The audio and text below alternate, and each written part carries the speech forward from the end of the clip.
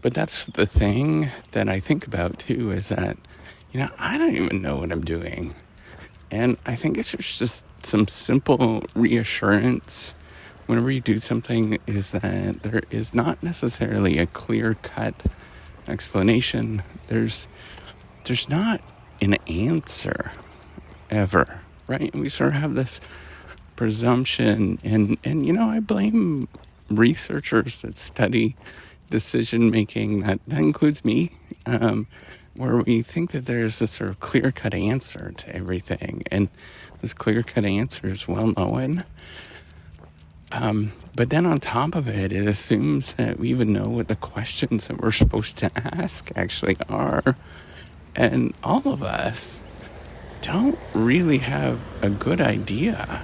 I am often stuck. I don't know what the right answer is.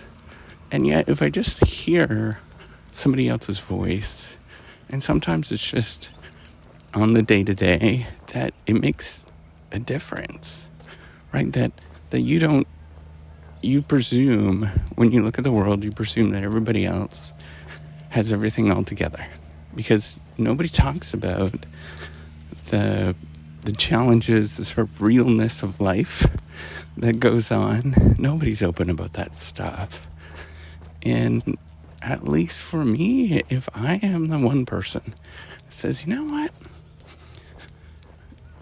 this, particularly within, the research game, doing a doctorate, all of that kind of stuff that I do, if I tell people that, this is really hard, it's very lonely work, nobody gets it. Nobody gets it, what you're actually doing. Even your spouse, unless they actually did it. And, I think about this a lot, is, we're just kind of bumbling around with things, and including myself. And so if you just hear somebody's voice that's saying, I don't know either, and, you can possibly get through it all, maybe not. I don't know, but that's the objective, right? Is that there's never this, this is so easy, we know what it is, we know how this works.